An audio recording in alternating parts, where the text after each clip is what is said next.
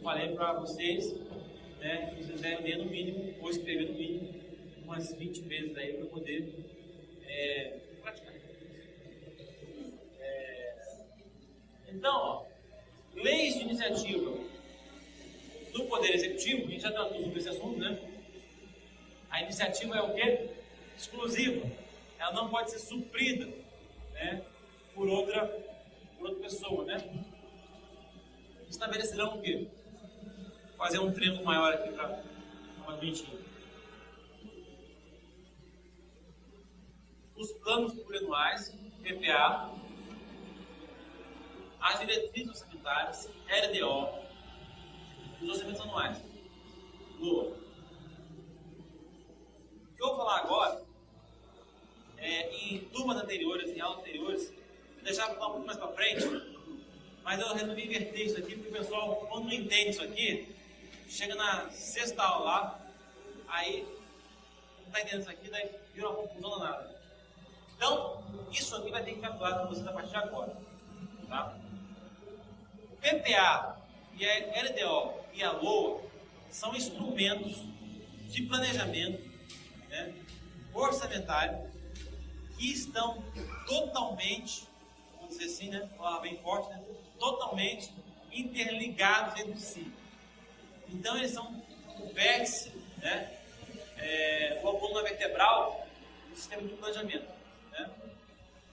O que quer dizer isso exatamente? Quando você tem um planejamento de longo prazo, isso que é importante saber. Quando você tem um planejamento de longo prazo, você sabe o quê? Você está pensando lá na frente. Como que eu quero estar daqui a 4 anos? O PPA é um planejamento de 4 anos. Né? Um planejamento que chama de médio prazo. Né? Quando você tem esse planejamento de longo prazo, ou de médio prazo, o que acontece? Você joga todas as suas ações que você quer fazer, né, ao longo desses 4 anos. Se você quer o seguinte, eu quero, por exemplo, reduzir o analfabetismo da população brasileira em 20%. Vamos supor que nós temos 10% da população brasileira analfabeta. Então, temos o quê? 20 milhões de pessoas. Eu quero reduzir em 20%. Então, eu quero que 4 milhões de pessoas aprendam a escrever e a ler. Né? Então, você quer que 4 milhões de pessoas aprendam a ler e escrever no período de 4 anos? Eu posso fazer o quê? Opa, meu planejamento de longo prazo, médio prazo, por exemplo, eu tenho que, em 4 anos, reduzir em 4 milhões o número de analfabetos. Por que eu preciso fazer isso? Eu posso reduzir 4 milhões em um ano, no primeiro ano, 4 milhões no último ano, posso reduzir 1 milhão em cada ano, posso reduzir 2 milhões no primeiro ano e 2 milhões no último ano. Né? Só que quando eu faço esse planejamento, o que eu quero, né, eu tenho que estar ciente de que o quê? O fluxo, vamos dizer, de analfabetos que eu vou reduzir, vai depender do quê? De dinheiro que eu tenho para fazer isso. Então, uma vez que eu decido, peraí, eu vou reduzir em 4 milhões de analfabetos em 4 anos, eu tenho que estabelecer o quê? Qual o cronograma que eu quero que isso aconteça? Entendeu? Uma vez que eu estabeleço qual o cronograma, não, então tá, eu quero reduzir aqui 2 milhões no primeiro ano, 1 milhão no segundo ano, nada no terceiro ano e mais 1 milhão no quarto ano. Por exemplo, 2, 1, 0 e 1. Tá? Uma vez que eu fatiei, vamos dizer assim, ou destrinchei essa minha meta, vamos falar uma meta, de 4 anos, em metas anuais, eu vou ter que fazer o quê? Eu vou ter que fazer, vou ter que ativar, vamos dizer assim, nos meus botões lá, o programa de trabalho correspondente que vai o quê? Me trazer essa redução de 2 milhões no primeiro ano. Então, talvez o que você esteja precisando, né? Construir 2 milhões, não sei se 1.000 escolas. Então eu boto aqui, ó. Bem, já que era de 2 milhões, eu vou construir o quê? 1.000 escolas. Tá? Opa! Mas eu vou fazer só construir escolas? Vou, só 1.000 escolas. Não vai contratar professor nenhum? Não, não vou. Só 1.000 escolas. Mas escola por si só reduz o analfabetismo? Bem, a gente pode pegar professores de outras escolas e colocar aqui. A gente pode pegar cadeiras de outras escolas que estão por aí para aqui, não interessa. Só vou construir escolas. Eu acho que com isso dá. Beleza. Então é só isso que vai fazer? É. Então tá. Para construir 1000 escolas, o que eu preciso? R$1 bilhão. Opa! Finalmente, a gente conseguiu o quê? Trazer do físico para o quê? Para o financeiro.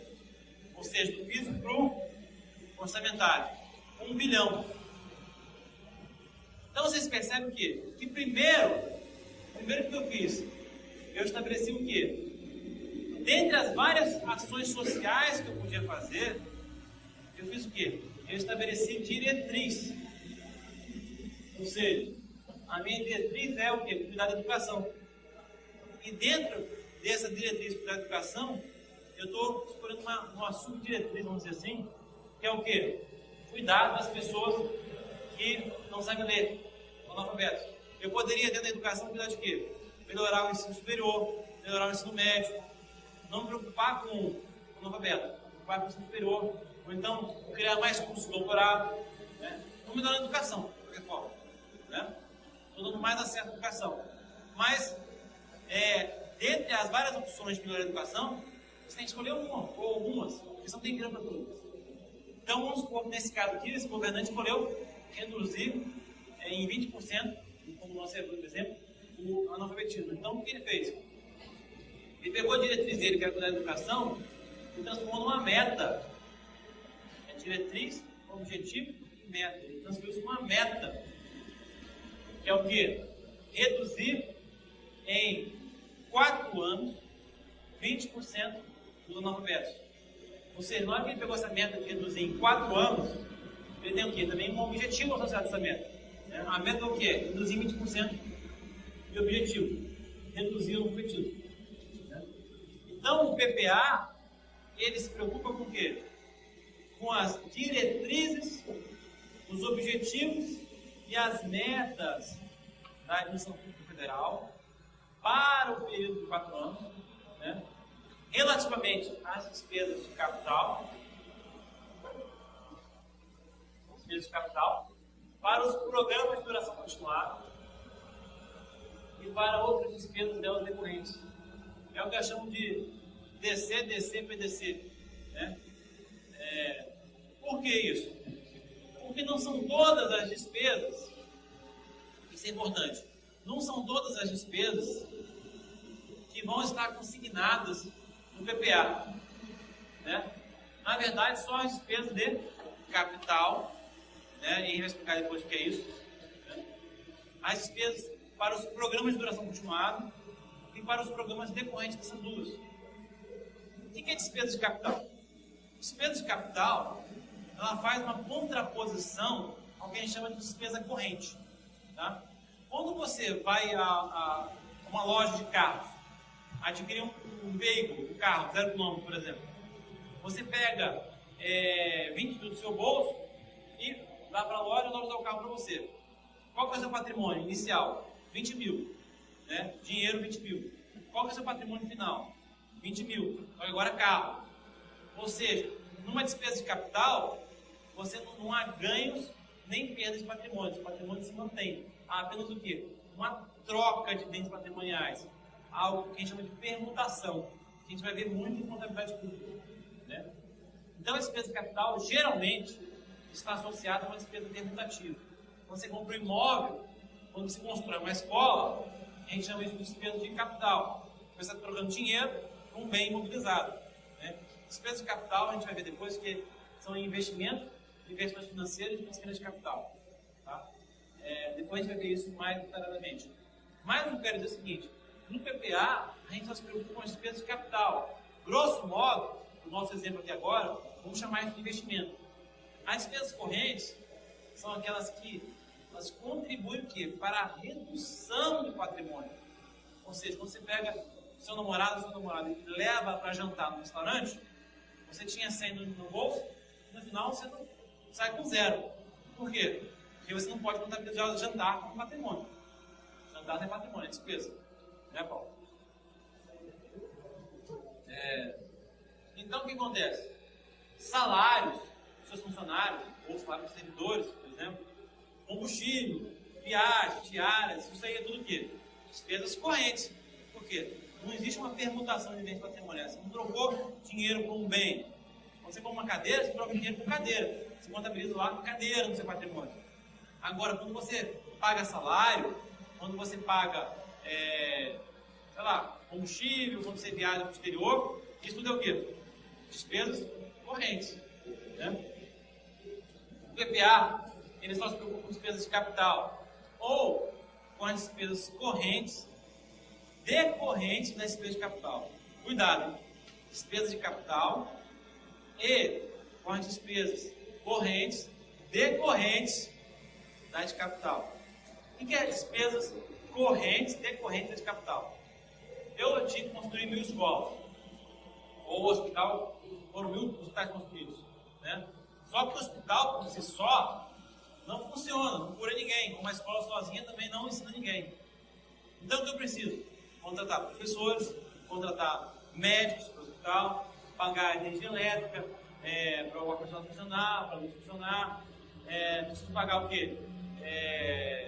Funcionários para dar segurança e por aí vai. Isso tudo que são despesas correntes.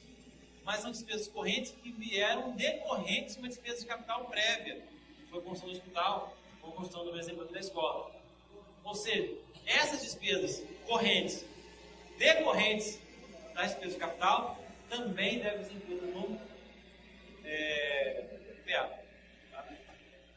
Além disso, deve ser incluído no PPA também o quê? Os programas de duração continuada, que são aqueles programas que, embora sejam despesas correntes, agora, nenhum investimento cuja a execução ultrapasse um exercício financeiro, ou seja, se você vai fazer uma despesa de capital que ultrapasse um exercício financeiro, poderá ser iniciado sem prévia inclusão no PPA ou sem lei que autorize sua inclusão, sob pena de crime de responsabilidade. O que quer dizer isso? Né?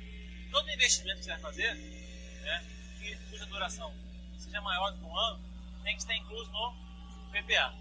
Se ele tiver duração menor que um ano, né, ele pode não estar incluso no PPA. Tá? Então já vi cair em concurso aí, né? Um investimento cuja execução seja de 8 anos não está incluso no PPA. De 8 anos, 8 meses. Não está incluso no PPA. É crime de responsabilidade? Aí ninguém vai lá. Não é. É só se a execução do investimento for superior a um ano. Né? No caso da União, o PPA será encaminhado, né, são as datas agora, né, será encaminhado pelo presidente ao legislativo até 4 meses antes do encerramento do primeiro exercício financeiro do mandato presidencial. Ou seja, o PPA ele é deslocado um ano para frente em relação ao mandato presidencial. Ou seja, é falso afirmar que o mandato presidencial coincide com a duração do PPA. Isso não é verdade, não coincide, tá? Eles estão deslocados um ano. Ou seja, se o mandato presidencial começou em 2007, o PPA vai ser 2008, 2009, 2010, 2011. 2011 é o quê? É o primeiro ano do mandato seguinte. Isso é para quê? Para evitar perda de continuidade entre as atividades do governo. Acontecia muito antigamente, era o governante não continuar as obras do anterior, né, de propósito, né, para dar sua marca, o seu nome, né, do projeto, da obra. Então, para evitar um pouco isso, quebrar um pouco isso, o PPA é deslocado. Então, ele obriga, vamos dizer assim, no último ano, o governante a executar aquelas obras que já estavam previstas anteriormente no PPA anterior. Né? Agora, o prazo de envio, né, do PPA é 31 de agosto do primeiro ano de mandato. Né? Então, o Poder Executivo tem que encaminhar o Poder Legislativo até o dia 31 de agosto. E o Poder Legislativo tem que devolver ao Poder Executivo para a sanção até o término da sessão legislativa. E hoje é 22 de 12. É bom que vocês memorizem tanto o termo sessão legislativa e a data, 22 de 12. E dependendo da banca, ela pode exigir o texto término da sessão legislativa ou 22 de 12. Por quê? Porque se a ação legislativa mudar a data, né, o terço término da ação legislativa não vale, tem mais a data não mais. É interessante notar que essa data aqui é a data do governo federal. Tá? Aí tem duas coisas que eu vou alertar vocês. Se estiverem fazendo concurso estadual, aí tem que procurar quais são as datas do Estado. Agora, se o Estado for omisso quanto a isso, aí ele obrigatoriamente tem que seguir as datas da União. Então, recapitulando, se o Estado quiser dispor sobre as datas diferentes da União, ele pode. Isso aí não é norma de repetição obrigatória. Tá? A data não é norma de repetição obrigatória.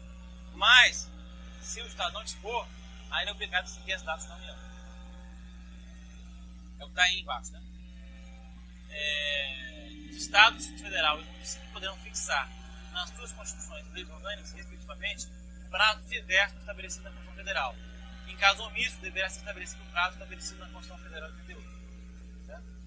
O Poder Legislativo deverá devolver o PPA aprovado para a sanção até o encerramento da sessão legislativa. Aqui, ó. Término da sessão legislativa. Né? 22/12. Né?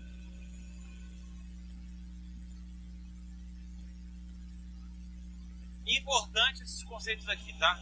Sessão legislativa não é a mesma coisa que legislatura. Né?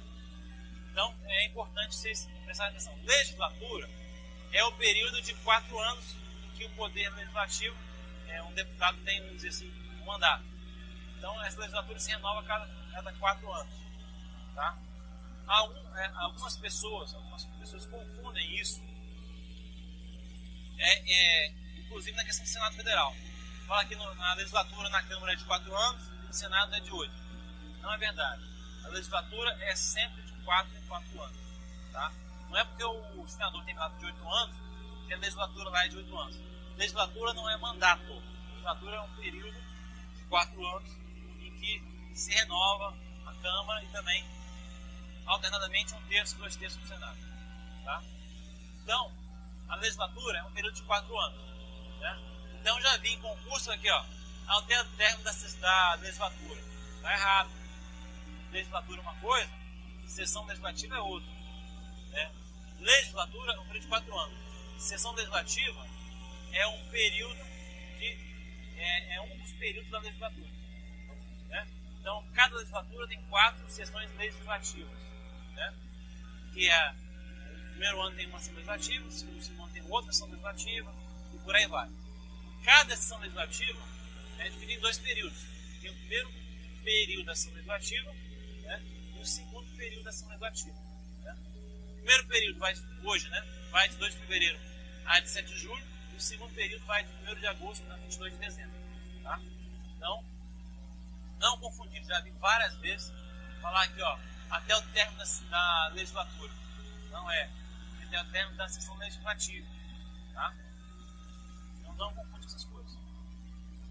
Agora, uma coisa que é importante, muito importante inclusive, é o seguinte: o PPA, a LDO e a LOA são, na verdade, quando são enviados pelo chefe do Poder Executivo, quando isso é enviado pelo chefe do Executivo ao Legislativo, isso aí é um projeto, tá? É o que a gente chama de projeto de lei. Projeto de PPA, projeto de LDO, projeto de LOA. Tá? Isso são projetos. Né? Enquanto essa lei ainda é projeto no seio do parlamento, no meio do parlamento ainda é projeto, tá? O que acontece?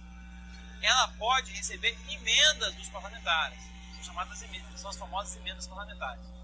Então, tanto os senadores quanto os deputados podem promover emendas, tanto substitutivas, né, substituindo o texto da lei, quanto emendas supressivas, acabando com o texto da lei, ou emendas adicionando. Né? Então, os deputados têm, vamos dizer assim, certa liberdade, os senadores também, para alterar esse projeto de lei. Tá? Uma vez que esse projeto de lei foi levado à sanção, o presidente foi sancionado, né, não se pode mais falar em emenda, porque não se pode mais falar em projeto. Então, só se pode emendar projetos. Tá? Então, quando vocês virem, estou emendando a lei, não existe isso. Né?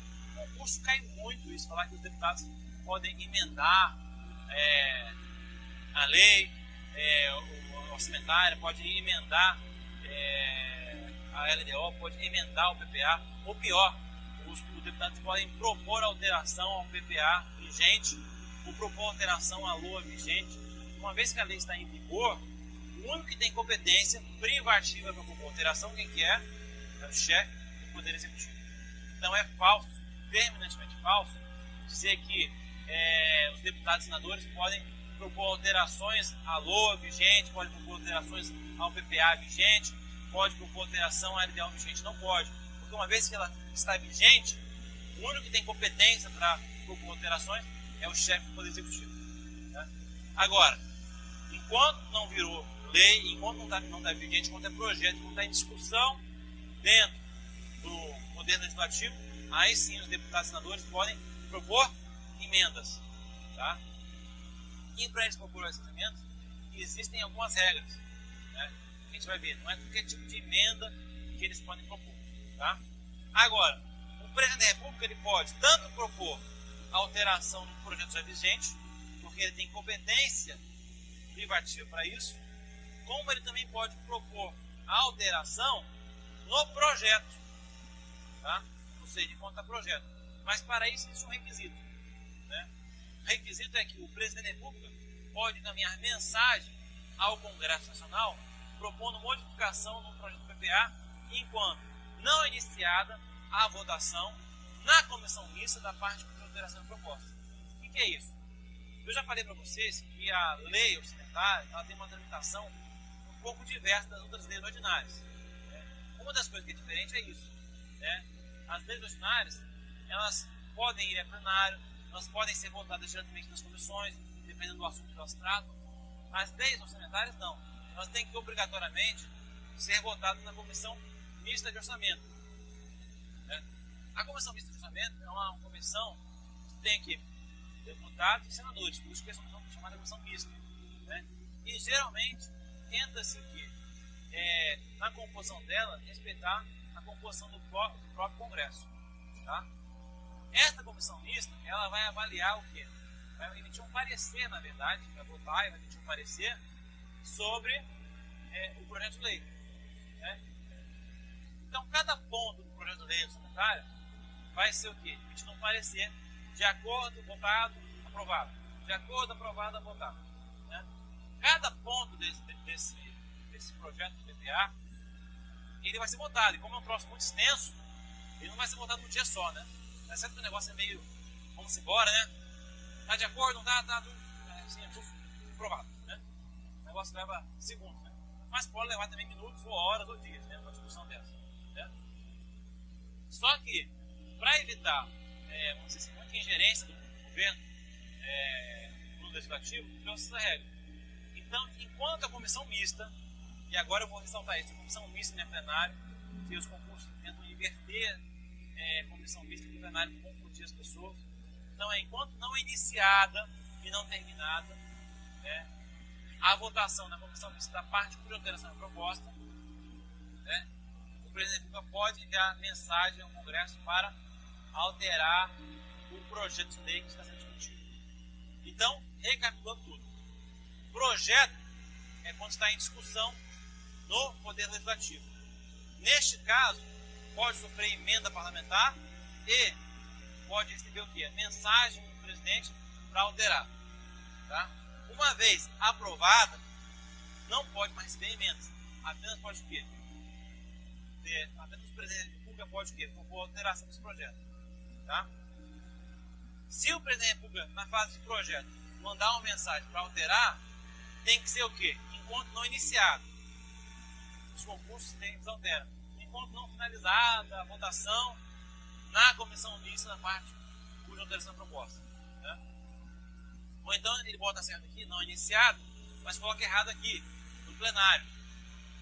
Enquanto não iniciada a votação no plenário da parte cuja alteração é proposta. Também é errado. Né? Com isso aí, com essas alterações, ele pode criar 4 opções aí. Né? Enquanto não iniciada a votação na comissão mista, que é correto. Enquanto não finalizada a votação na comissão mista, também seria errado. Enquanto não iniciada a votação no plenário, que é errado. enquanto não finalizada a votação no plenário, que também seria errado, né? Então, atenção com essa parte, porque ela costuma cair bastante confuso.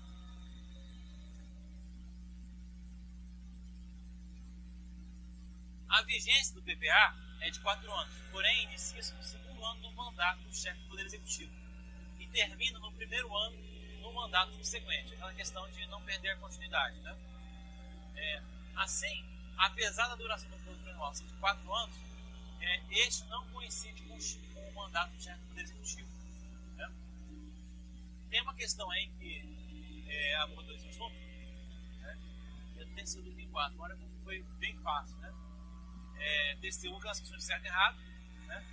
Então eu sempre sugiro nas provas do SESC, que é de certo e errado, você procurar de cara alguma coisa errada. Se você achar alguma coisa errada, faça uma coisa errada para falar toda a frase errada. Se você achar alguma coisa errada, então está tudo errado. Então olha só, instituído pela Constituição Federal de 88, o plano plurianual de vigência coincidente com o mandato do Poder Executivo, ou seja, não é coincidente, é colocado um ano. Se isso aí já está errado, não precisa nem ler o resto. Tudo já vai estar errado, né? Então, ó, vigência do PPA 2008-2011, né? Aqui, ó, vigência do PPA atual 2008, 2009, 2010, 2011. Então, ele vai vigir por esses 4 anos aqui. Mas o mandato vai até onde? 2008, 2009, 2010. Esse primeiro ano de mandato aqui, ó, vai estar com ele, o 4º ano da vigência do PPA anterior. Então, o programa de educação continuada, ele é incluído também no PPA, tá? Uma vez que eu incluir essas despesas de capital, por exemplo, das escolas, incluir os programas de educação continuada e outras despesas, despesas decorrentes de despesas de capital, né, eu construí meu PPA, com as diretrizes, objetivos e as metas que eu estipulei inicialmente como governante. Então, isso aqui é uma escolha preponderantemente política. Aqui não tem nada de técnico. Tá, uma vez que você falou que você quer reduzir o analfabetismo em 4 milhões de pessoas, que você falou que você quer que isso seja acontecer em 4 anos, o que vai acontecer? Isso tem que ser o quê? Destrinchado, não é isso? Vamos mostrar aqui. Destrinchado em metas anuais, tá? Quem é que faz isso? No caso, aqui é a LDO. A LDO ela pega a meta para 4 anos e ela destrincha em metas anuais. Ou seja, a cada ano o governante vai pegar aquela meta lá de 4 milhões que a nova meta vai reduzir e vai jogar aqui para a LDO. Opa, esse ano vai reduzir 2. Esse ano aqui eu vou reduzir 1. Esse ano aqui não vai dar mesmo nada. Nesse ano aqui mais 1. De modo que o somatório das metas dos 4 anos da LDO tem que o quê? Ser igual à meta do PPA. Eu coloco geralmente assim, ó, PPA é igual a somatório de 4 da LDO. Então na LDO nós temos o quê? As metas e prioridades da Administração Pública Federal para o exercício subsequente, inclusive para as despesas de capital, ou seja, nesse caso aqui é capital e corrente, né? E a LDO vai dispor sobre 4, vou falar agora 3 assuntos, né? Ela vai dispor sobre alterações na legislação tributária. Por que alteração na legislação tributária? Quando você promove uma alteração na legislação tributária, você pode promover também o quê? Impactos orçamentários. Seja pelo aumento da receita, seja pela redução da receita, né?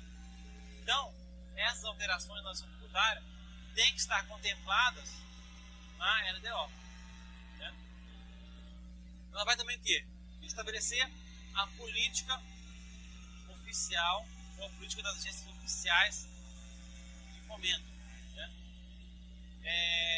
As agências oficiais de fomento, como por exemplo o BASA, a Caixa Econômica Federal, elas trabalham o quê? Fomentando a atividade econômica. O que é fomentar a atividade econômica? É você incentivar, né? Então, na hora que você incentiva a atividade econômica, você cria o quê? Subsídios sociais, subsídios econômicos. Você vê que a Caixa Econômica aí, ela oferece juros baixos para a casa pobre, abaixo do mercado, que tem que subsídio. Né? Então, o governo, a EDO que vai disciplinar como é que esses subsídios vão ser aplicados. Né? Para evitar o quê? Choque de políticas públicas, por exemplo. Né? Para evitar o quê? Retrabalho. Né? Dois órgãos financiando o mesmo tipo de coisa. Fomentando a mesma atividade, por exemplo. Né? E, além dessas duas atividades, a LDO vai fazer mais uma coisa. Ela vai orientar a elaboração da LOA, que é a Lei Orçamentária Anual. Tá? O que é orientar a elaboração da LOA?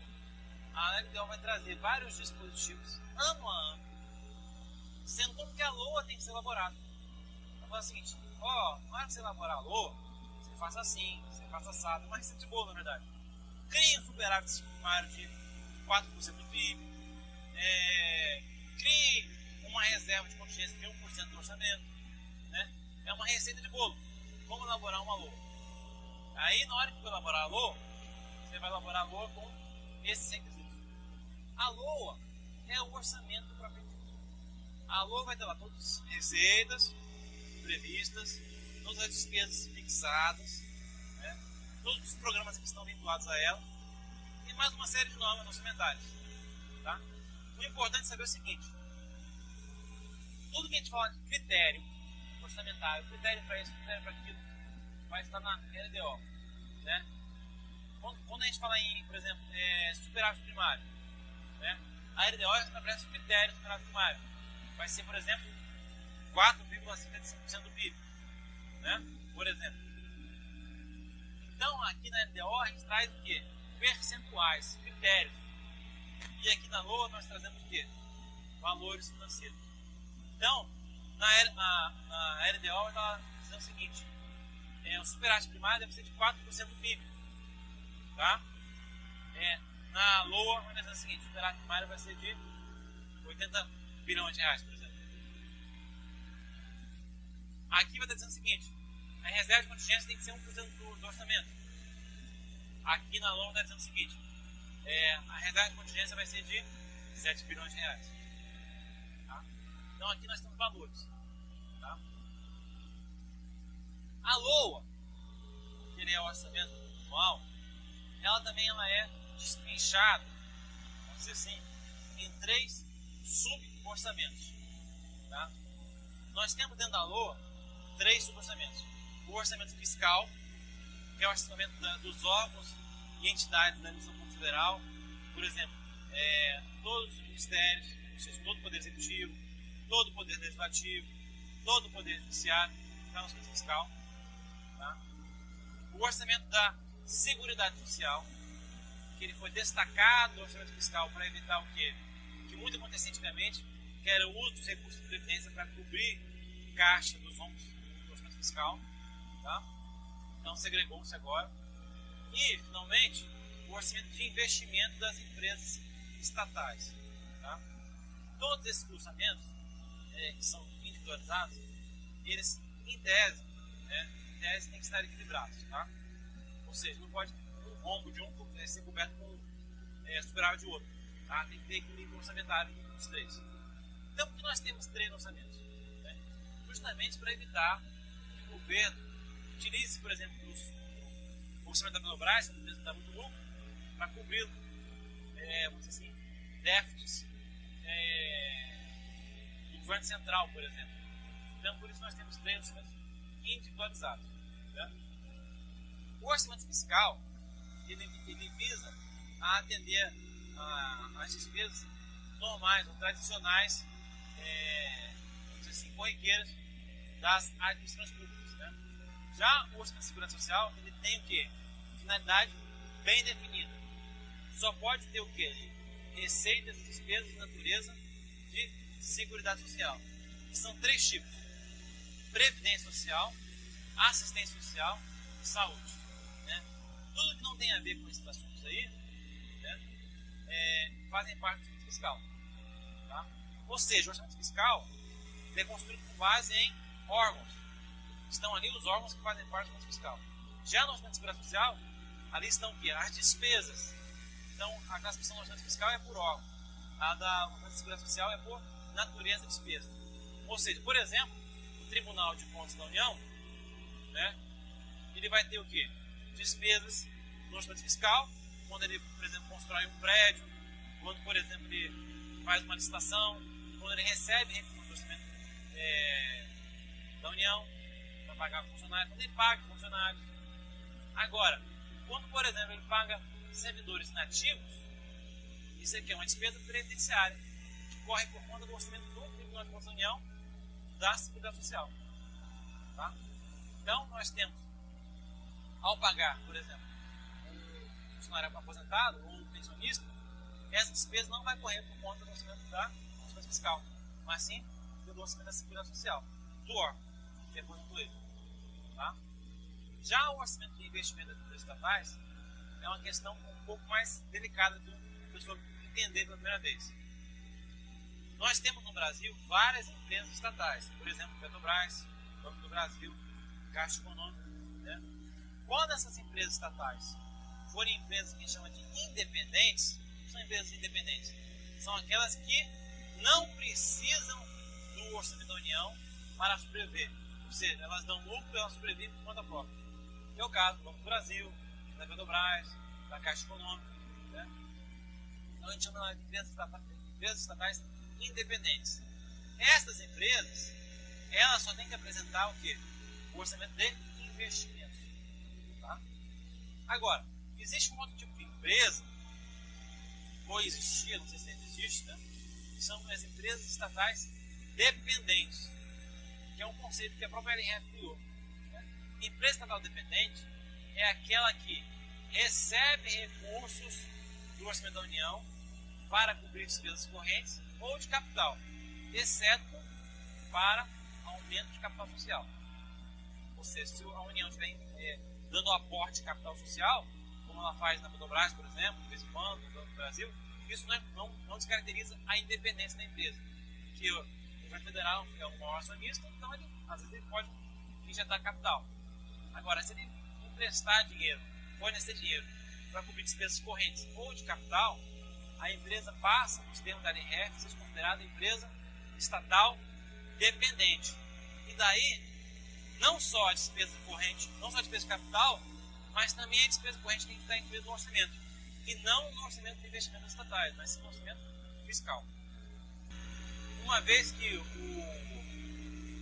PPA ele traz aquele planejamento de longo prazo, que é depois transformado em objetivos e metas, destrinchados em 4 anos, tá? E essas metas físicas são transformadas em metas financeiras pela LOA também anual, né? Aí você tem o quê? A total integração entre os diversos meios ou instrumentos de planejamento, tá? É importante a gente saber o seguinte, né? Que se isso aqui tudo está interligado, tem que ter o quê? Um elo de interligação, né? Um elo de ligação, né? É bom que vocês fixem isso desde o início, tá? Isso que eu falo, se não fixar agora, chega na aula 6 lá, pronto, já enguiçou tudo. O elo que existe entre o PPA, a LDO e a LOA é o que a gente chama de programa de trabalho, tá? É o mesmo programa de trabalho que permeia, né, vamos dizer assim, esses 3 instrumentos, né? Então no PPA vai dar o programa de trabalho tal, na LDO o programa de trabalho tal, e na LOA o programa de trabalho tal, né? Então a conexão existe. É como se fosse, vamos dizer assim, né, para quem é da área de informática, quem é da área de informática aqui, é a chave primária, né, do banco de dados, né? Você sabe esse termo?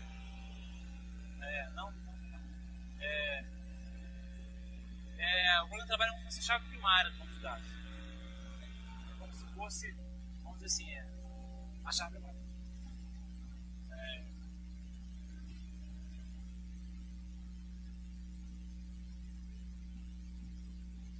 Então, ó, o PPA. A lei que instituir o PPA deverá estabelecer de forma regionalizada o que a gente chama de DOM. Esse aí é um mnemônico. Mnemônico são certas siglas que servem para a gente memorizar alguma coisa. né? Dom, diretrizes, objetivos e metas. Então eu gosto de fazer esse quadro aqui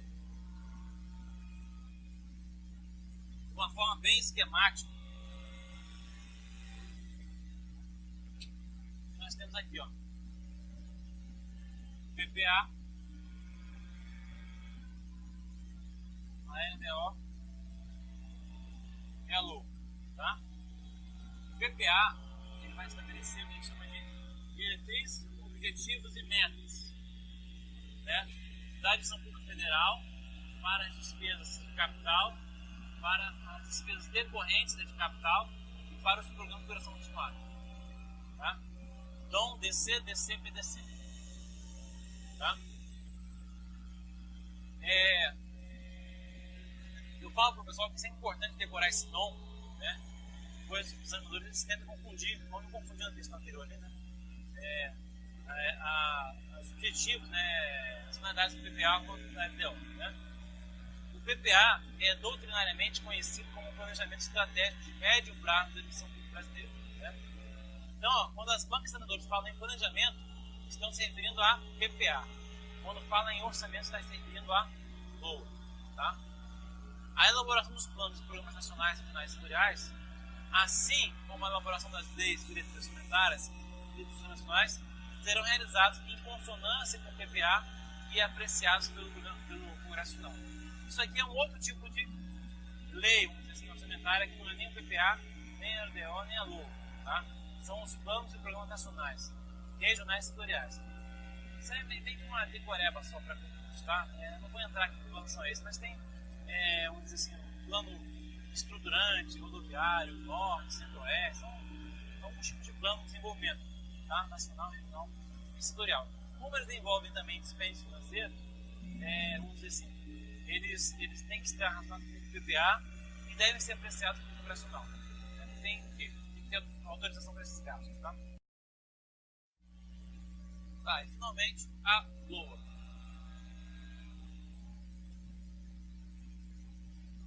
A Lei Orçamentária Anual compreende a programação das ações a serem executadas, visando atingir as diretrizes, objetivos e metas estabelecidas no PPA. É o cumprimento ano a ano das etapas previstas no PPA em consonância com a LDO e com a LRF. A Constituição Federal trata dos entes públicos anuais estabelecendo que a lei orçamentária compreenderá o orçamento fiscal, que já conversou dele agora há pouco, né? Referente aos poderes da União, seus fundos, órgãos e entidades da administração pública direta e indireta, inclusive fundações, instituições do poder público, tá? Então, regra geral, tudo está no orçamento fiscal, tá? Dependendo do tipo de gasto, o gasto vai estar no orçamento da Seguridade Social, que abrange todas as entidades e órgãos ela vinculados da administração direta e indireta, bem como os fundos e fundações e institutos mantidos pelo poder público. Percebo que aqui o gasto é classificado de acordo com o órgão que está gastando, né? E aqui de acordo com a natureza do gasto. Tá? Então, se for uma despesa de natureza da Seguridade Social, que é Previdência Social, Assistência Social e Saúde, né? Então vai se encaixar na Seguridade Social.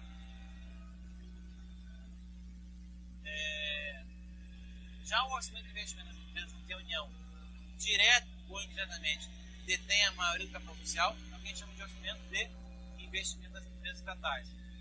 Como eu já falei agora há pouco, vou ressaltar, neste orçamento, a gente inclui apenas, então somente, as empresas estatais independentes. Se forem empresas estatais independentes, não só as despesas de capital, mas também as correntes deverão estar inclusas no orçamento fiscal. Tá. A Constituição Federal inovou criar 3 esferas de orçamento: fiscal, de investimento das estatais e da Seguridade Social. O orçamento fiscal e o orçamento de investimento, compatibilizados com o Plano Anual, terão entre suas funções a de reduzir desigualdades sociais segundo o critério populacional. Isso também é muito importante, porque o orçamento que tem a finalidade de reduzir desigualdades interregionais são os orçamentos de investimento, né, e investimentos estatais e o orçamento fiscal. Então é o orçamento de fiscal, né, que eu boto aqui, o orçamento da Seguridade Social e o orçamento de investimento. O que vai reduzir as desigualdades regionais são esses dois princípios, o primeiro e o terceiro. O orçamento da Seguridade Social não se presta a essa finalidade. E é muito comum no concurso eles trocarem, tirar um desses aqui, né, trocar o fiscal pelo da Seguridade Social, ou então o da Seguridade Social por o orçamento de investimentos estatais, e falar que o orçamento da Seguridade Social vai ter as finalidades de reduzir essas desigualdades. Isso não é verdade, tá? É só o orçamento fiscal e o orçamento de investimento das empresas estatais. Tá? Lembra que eu falei que as emendas ao projeto de lei orçamentária tinham algumas restrições, né? Ou seja, enquanto a lei orçamentária está lá no parlamento sendo discutida, né, ela pode sofrer emendas e pode receber também o quê?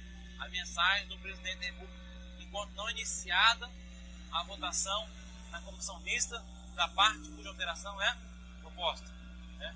Uma vez ela foi sancionada, não há mais emenda, porque não existe mais projeto, tá? Mas enquanto é projeto, é que ele fala emendas ao projeto de lei, os projetos que modifiquem somente poderão ser aprovados se tiver alguns requisitos, né? Ou seja, o parlamentar, na hora que for fazer a sua emenda, ele tem que obedecer a esses requisitos. Primeiro, a emenda deve ser compatível com o plano plurianual e com a LDO, tá? Isso é óbvio, né? Por quê? Porque se a emenda vai alterar a LOA, na hora que for aprovado, a LOA tem que ser compatível com a LDO e com o PPA, tá? Então, a emenda também tem que ser compatível com a LDO e com o PPA. Indique os recursos necessários, admitindo apenas os provenientes da nossa despesa. Ou seja, quando o parlamentar for fazer uma emenda, eu quero construir um estádio de futebol na minha cidade, né? Então ele tem que fazer o quê? Beleza, mas vai tirar dinheiro da onde? Não vou tirar dinheiro de lugar nenhum, não, eu quero fazer ponto final. Não tem jeito. Você só pode fazer uma emenda se você cancelar uma outra despesa, tá? Você tem que cancelar outra despesa. Ou seja, a única fonte de recurso admitida para emenda parlamentar é a anulação de uma outra despesa, tá? Então isso é bom ficar claro, porque quando a gente for estudar créditos adicionais, a gente vai ver que existem várias fontes para créditos adicionais. E as pessoas confundem muitas vezes as fontes de créditos adicionais com as fontes para emendas parlamentares. A única fonte admitida para emenda parlamentar é a anulação de uma despesa. Então ele vai lá e cancela uma despesa para construir um hospital e constrói lá um estádio de futebol, por exemplo, né? Dá mais volta, talvez. Quando ele for cancelar a despesa, não é qualquer despesa também que ele pode cancelar. Então ele vai cancelar as despesas que não podem ser canceladas. Por exemplo, dotações para o pessoal, salário de servidores. Eu vou cancelar o salário dos servidores do tribunal para construir um estádio. Pode, né? Ele não pode incidir sobre dotações para o pessoal e seus encargos, né? Não pode também anular despesa com serviço da dívida. Serviço da dívida são o quê? São os juros e as amortizações da dívida no ano seguinte, né? Depois a gente vai ver isso em contabilidade pública, que essas despesas aí são obrigatórias e inclusive são extra-orçamentárias. A gente vai ver isso depois com mais detalhe, tá? Mas não pode, porque o Estado se obrigou a pagar aquilo lá. Então, não vou pagar a dívida não para construir meu estádio de futebol. Não pode, né? Tem que pagar os juros e amortizar a dívida daquele ano. Agora é interessante, viu? Já que prova isso. Serviço da dívida são os juros da dívida do ano seguinte e mais a amortização do ano seguinte, tá? Agora, se, por exemplo, você quiser amortizar uma dívida que não é do ano seguinte, por exemplo, uma dívida de 2012, só é vencível em 2012. Essa dívida, aí o governo planejou amortizar ela em 2010, né? Ela só era para amortizar em 2012, mas o governo quis amortizar em 2010, quis antecipar ela, né? Aí sim, o parlamentar pode vir cancelar essa amortização, tá? E fazer a emenda dele, tá? Porque daí, isso aí não é serviço da dívida. O serviço da dívida é juros e amortização obrigatória no ano seguinte. Como a amortização era vencida apenas em 2012 e o governo quis antecipar porque ele quis, né, não precisava mais aqui, aí o deputado, o senador, pode cancelar essa amortização e daí criar a despesa dele, tá? E transferências tributárias funcionais para estados, municípios e federal, né? Essa aqui é óbvio que não poderia, porque, como a gente vai ver ainda, essas receitas tributárias que, por exemplo, a União recebe, mas que tem que repassar para estados e municípios, que os estados recebem, mas que tem que passar para municípios, não são consideradas receitas dos estados e municípios. Então, o deputado não pode expor sobre uma receita que não é dele, que não é do ente da federação, que aqui ele está titulado, né?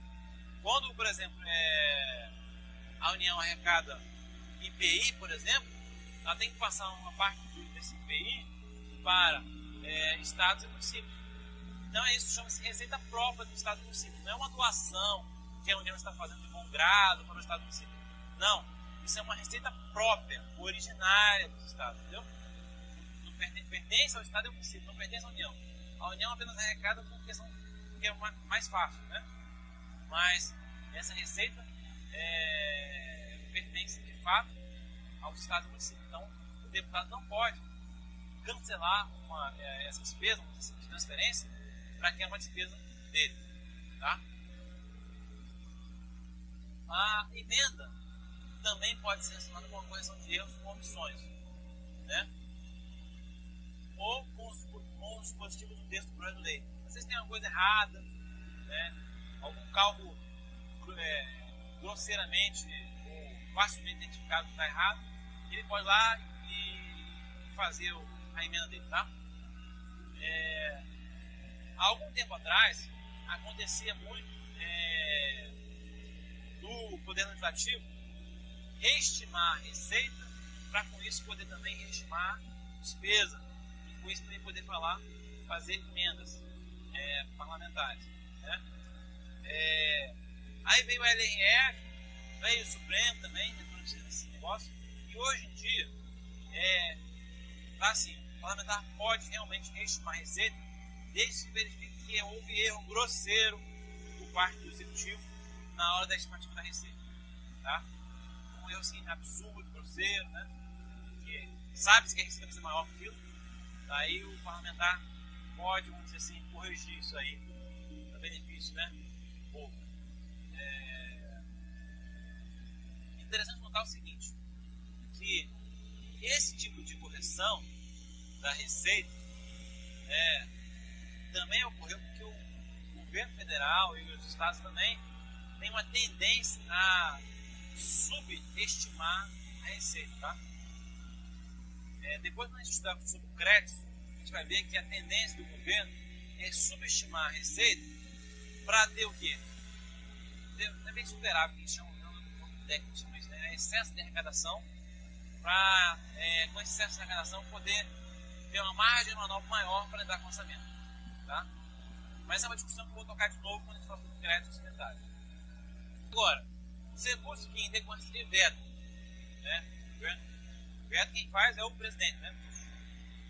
Emenda ou rejeição do projeto de lei orçamentária que caem sem despesas correspondentes poderão ser utilizados, conforme o caso, não mediante emenda que todo mundo cai nessa ida, mas é mediante créditos especiais e suplementares com prévia e específica alteração legislativa. Por que não é emenda?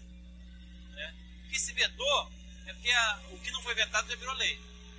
Se já virou lei, não tem mais projeto. Se não tem mais projeto, não pode ser mais emenda, né? Então, ou uma outra emenda que suprimiu alguma coisa, aí sobrou recurso, foi uma emenda supressora, né? O deputado foi lá e no hospital ele cancelou o hospital e não botou nada em troca. Então foi uma emenda supressora. Então sobrou recurso também, né?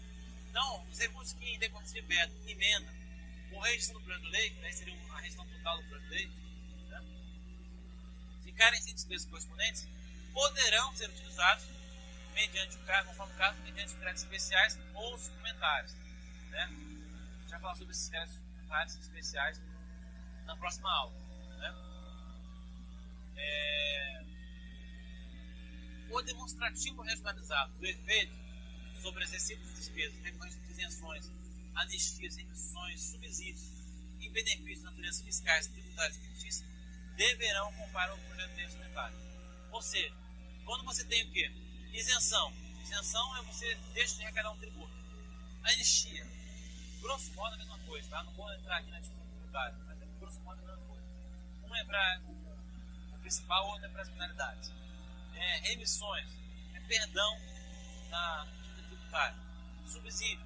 É você deixar de arrecadar um determinado valor ou então dar um determinado valor para alguém em forma de crédito. Né? Benefícios de natureza financeiras, tributárias e fictícias. Tudo isso aí é o quê? É uma forma de você, de certa forma, beneficiar certos setores. Né? Então, você é o quê? Mexendo com o orçamento. Seja abrindo mão de receita, ou seja, gastando. Né? Como isso tem impacto orçamentário, eles deverão acompanhar o projeto orçamentário. Tá? É vedado o início de programas ou projetos não incluídos na lei orçamentária anual. Tá? Então, lembra que era vedado o início de projetos cuja duração fosse maior que um ano, que oferta do PPA, sob pena de crime de responsabilidade? Nesse caso aqui é parecido. É vedado o início de programas ou projetos não incluídos na lei orçamentária anual. Só que aqui, embora seja vedado, não é crime de responsabilidade. Porque eu não sei, nem vou discutir. Agora, o que eu vou discutir é que muita gente acha que também é crime de responsabilidade. Joga lá. Então, é vedado início de programas ou projetos não incluídos na lei orçamentária anual. Mas isso não significa que seja crime de responsabilidade. Crime de responsabilidade é o início de programas ou despesas cuja execução se superou um ano e não esteja incluído no PPA. O orçamento anual, em atendimento ao próprio princípio da anualidade, possui vigência anual, período também chamado de exercício financeiro, que por força do artigo 37 da Lei 4.320 coincide com o civil. Se o Congresso Nacional não devolver, ou a Assembleia Legislativa não devolver, ou a Câmara de Vereadores não devolver o projeto de lei orçamentária para sanção, projeto de lei orçamentária não, projeto de LDO, para sanção até o término da primeira sessão legislativa, o Poder Legislativo não poderá entrar em recesso. Agora, mais importante saber isso, que é fácil de decorar, né, é que essa penalidade ao Poder Legislativo só ocorre no caso da LDO. Tá? Não existe igual penalidade caso o Poder Legislativo não devolva a LOA. Ou não existe igual penalidade se o Poder Legislativo não devolver o PPA. Essa penalidade só existe, só ocorre no caso da LDO. Não sempre. Caso o Presidente da República não encaminhe o projeto ao Congresso Nacional, qualquer parlamentar pode fazê-lo para assinar a opção? Não. A iniciativa é exclusiva do chefe do Poder Executivo. Né? A proposta apresentada do parlamentar caracteriza inconstitucionalidade formal. Eles só se preocupam com despesas de capital ou com as despesas correntes decorrentes das despesas de capital. Cuidado, hein? Despesas de capital e com as despesas correntes decorrentes das de capital. O que é despesas correntes decorrentes das de capital? Eu tinha que construir 1000 escolas, ou o hospital, foram 1000 hospitais construídos. Né? Só que o hospital, por si só, não funciona, não cura ninguém. Uma escola sozinha também não ensina ninguém. Então, o que eu preciso? Contratar professores, contratar médicos para o hospital, pagar energia elétrica, para o ar-condicionado funcionar, para a luz funcionar. Preciso pagar o quê? Funcionários para dar segurança e por aí vai. Isso tudo que são despesas correntes.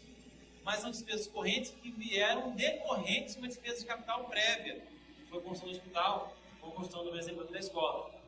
Ou seja, essas despesas correntes decorrentes das despesas de capital também devem ser incluídas no PPA.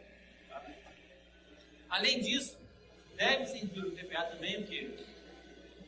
os programas de duração continuada, que são aqueles programas que, embora sejam despesas correntes,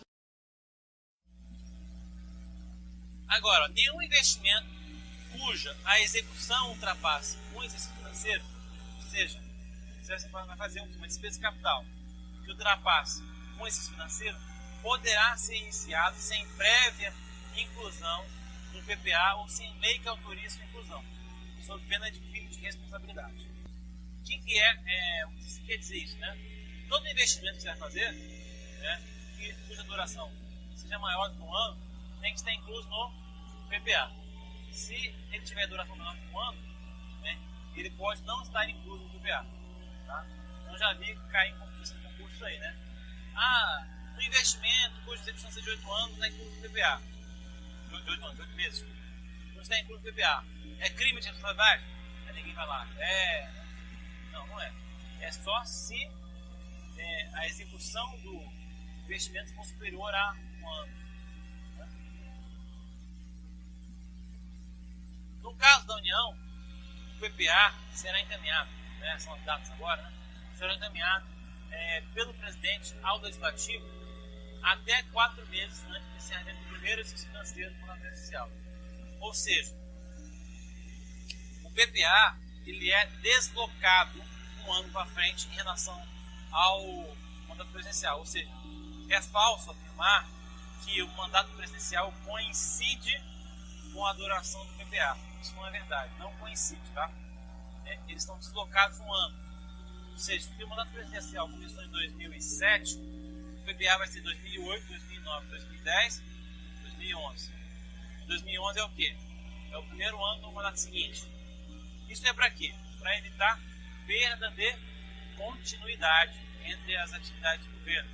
Acontecia muito antigamente, era o governante não continuar as obras do anterior, né, de propósito, né, para dar sua marca, o seu nome. Né. Em 4 anos, ele tem o quê? Também um objetivo associado a essa meta. Né? A meta é o quê? Reduzir 20% de objetivo. Reduzir o objetivo. Né? Então, o PPA, ele se preocupa com o quê? Com as diretrizes, os objetivos e as metas da Administração Pública Federal para o período de 4 anos, né? Relativamente às despesas de capital, para os programas de duração continuada e para outras despesas delas decorrentes. É o que eu chamo de DC, PDC. Né? Por que isso? Porque não são todas as despesas, isso é importante, não são todas as despesas que vão estar consignadas no PPA. Né? Na verdade, só as despesas de capital, né? E a gente vai explicar depois o que é isso. Né?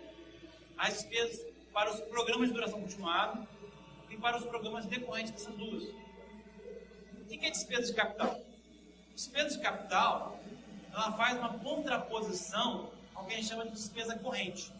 Tá? Quando você vai a uma loja de carros, adquirir um veículo, um carro, 0 km, por exemplo, você pega 20 mil do seu bolso e dá para a loja dá o carro para você. Qual que é o seu patrimônio inicial? 20 mil. Né? Dinheiro, 20 mil. Qual que é o seu patrimônio final? 20 mil. Então, agora carro. Ou seja, numa despesa de capital, você não há ganhos nem perdas de patrimônio. O patrimônio se mantém. Há apenas o quê? Uma troca de bens patrimoniais. Algo que a gente chama de permutação. Que a gente vai ver muito em contabilidade pública. Né? Então, a despesa de capital, geralmente, está associada a uma despesa permutativa. Quando você compra um imóvel, quando você constrói uma escola, a gente chama isso de despesa de capital. Você está trocando dinheiro por um bem imobilizado. Né? Despesa de capital, a gente vai ver depois que são investimentos financeiros e despesas de capital. Tá? Depois a gente vai ver isso mais detalhadamente.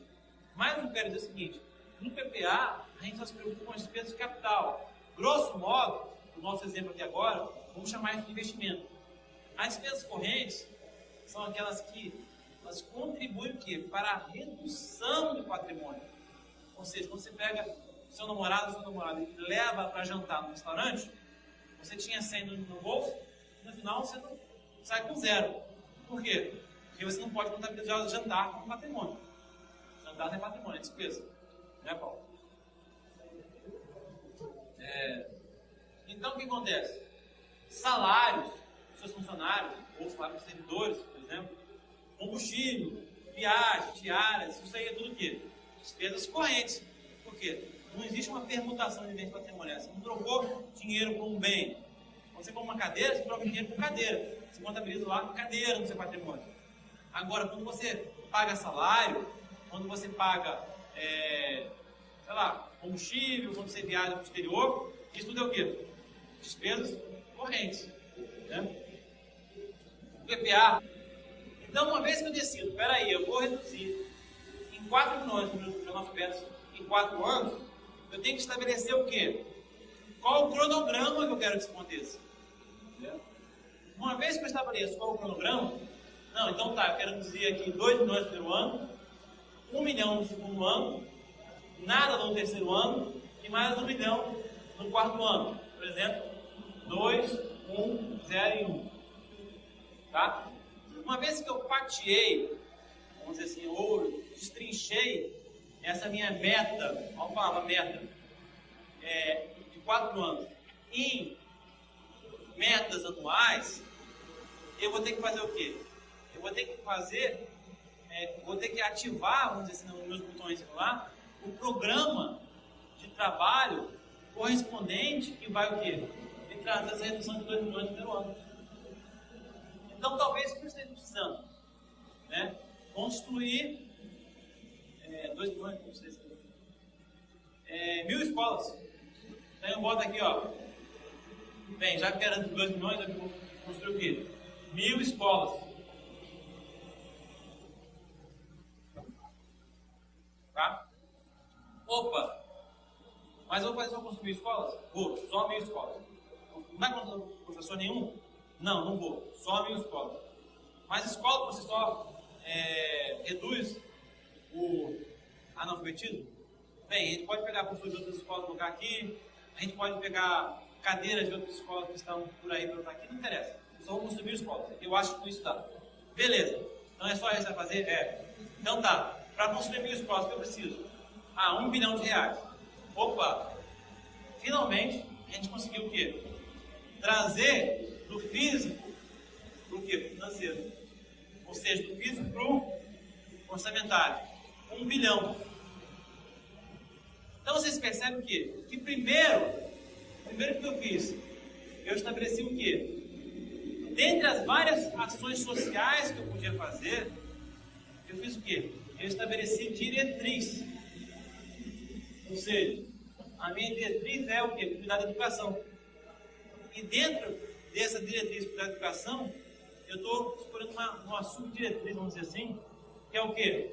Cuidar das pessoas que não sabem ler, analfabetos. Eu poderia, dentro da educação, cuidar de quê? Melhorar o ensino superior, melhorar o ensino médio, não me preocupar com o analfabeto, me preocupar com o ensino superior, ou então criar mais cursos de doutorado, né? Vou melhorar a educação, de qualquer forma. Né? Estou dando mais acesso à educação. Mas, dentre as várias opções de melhorar a educação, você tem que escolher uma, ou algumas, porque você não tem grana para tudo. Então, vamos supor que nesse caso aqui, esse governante escolheu reduzir em 20%, como nós temos, por exemplo, o analfabetismo. Então, o que ele fez? Ele pegou a diretriz dele, que era cuidar da educação, e transformou numa meta. Diretriz, objetivo e meta. Ele transformou isso numa meta, que é o quê?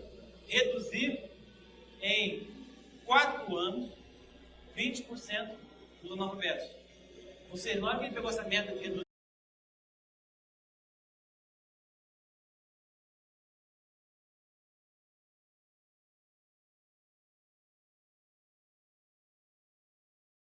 eu falei para vocês, né, que vocês devem ler no mínimo, ou escrever no mínimo, umas 20 vezes aí para poder praticar.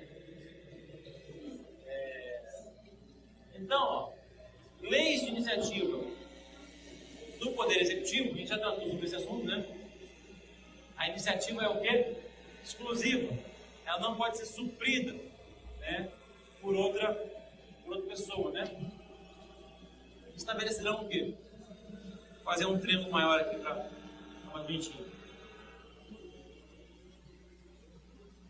Os planos plurianuais, PPA, as diretrizes orçamentárias, LDO, os orçamentos anuais. Boa. O que eu vou falar agora, em turmas anteriores, em aulas anteriores, eu deixava falar um pouco mais para frente, mas eu resolvi inverter isso aqui, porque o pessoal, quando não entende isso aqui, chega na sexta aula lá, aí não está entendendo isso aqui, daí vira uma confusão danada. Então, isso aqui vai ter que ficar claro para vocês a partir de agora. Tá? O PPA e a LDO e a LOA são instrumentos de planejamento, né, orçamentário que estão totalmente, vamos dizer assim, né, falar bem forte, né, totalmente interligados entre si. Então, eles são o vértice, né, a coluna vertebral do sistema de planejamento. Né? O que quer dizer isso exatamente? Quando você tem um planejamento de longo prazo, isso que é importante saber. Quando você tem um planejamento de longo prazo, você sabe o quê? Você está pensando lá na frente. Como que eu quero estar daqui a 4 anos? O PPA é um planejamento de 4 anos. Né? Um planejamento que chama de médio prazo. Né? Quando você tem esse planejamento de longo prazo, ou de médio prazo, o que acontece? Você joga todas as suas ações que você quer fazer, né, ao longo desses 4 anos. Isso significa o seguinte: eu quero, por exemplo, reduzir o analfabetismo da população brasileira em 20%. Vamos supor que nós temos 10% da população brasileira analfabeta. Então, temos o quê? 20 milhões de pessoas. Eu quero reduzir em 20%. Então, eu quero que 4 milhões de pessoas aprendam a escrever e a ler. Né? Então, você quer que 4 milhões de pessoas aprendam a ler e escrever no período de 4 anos? Eu posso fazer o quê? Opa, meu planejamento de longo prazo, médio prazo, eu tenho que, com 4 anos, reduzir em 4 milhões o número de analfabetos. Por que eu preciso fazer isso? Posso reduzir 4 milhões em um ano, no primeiro ano, 4 milhões no último ano, posso reduzir 1 milhão em cada ano, posso reduzir 2 milhões no primeiro ano e 2 milhões no último ano. Né? Só que quando eu faço esse planejamento, o que eu quero, né, eu tenho que estar ciente de que o quê? O fluxo, vamos dizer, de analfabetos que eu vou reduzir, vai depender do quê? De dinheiro que eu tenho para fazer isso. Do projeto, da obra. Então, para evitar um pouco isso, quebrar um pouco isso, o PPA é deslocado. Então, ele obriga, vamos dizer assim, no último ano, o governante a executar aquelas obras que já estavam previstas anteriormente no governo anterior. Né? Agora, o prazo de envio, né, do PPA é 31 de agosto do primeiro ano de mandato. Né? Então, o Poder Executivo tem que encaminhar o Poder Legislativo até o dia 31 de agosto. E o Poder Legislativo tem que devolver ao Poder Executivo para a sanção até o término da sessão legislativa. E hoje é 22 de 12. É bom que vocês memorizem tanto o termo sessão legislativa e a data, 22 de 12. E dependendo da banca, ela pode existir o texto término da sessão legislativa ou 22 de 12. Por quê? Porque se a ação legislativa mudar a data, né, o texto término da sessão legislativa não vale, tem mais a data não mais. É interessante notar que essa data aqui é a data do governo federal. Tá? Aí tem duas coisas que eu vou alertar vocês. Se estiverem fazendo concurso estadual, aí tem que procurar quais são as datas do Estado. Agora, se o Estado for omisso quanto a isso, aí ele obrigatoriamente tem que seguir as datas da União. Então, recapitulando, se o Estado quiser dispor sobre as datas diferentes da União, ele pode. Isso aí não é norma de repetição obrigatória. Tá? A data não é norma de repetição obrigatória. Mas, se o Estado não dispor, aí ele é obrigado a seguir as datas da União. É o que está aí embaixo. Né? Os Estados, o Distrito Federal e o município poderão fixar nas suas constituições e leis orgânicas, respectivamente, prazos diversos estabelecidos na Constituição Federal. Em caso omisso, deverá ser estabelecido o prazo estabelecido na Constituição Federal de 88. Certo? O Poder Legislativo deverá devolver o PPA aprovado para a sanção até o encerramento da sessão legislativa. Aqui, ó. Término da sessão legislativa. Certo? 22/12. Certo?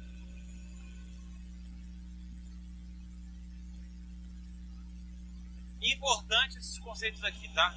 Sessão legislativa não é a mesma coisa que legislatura. Né?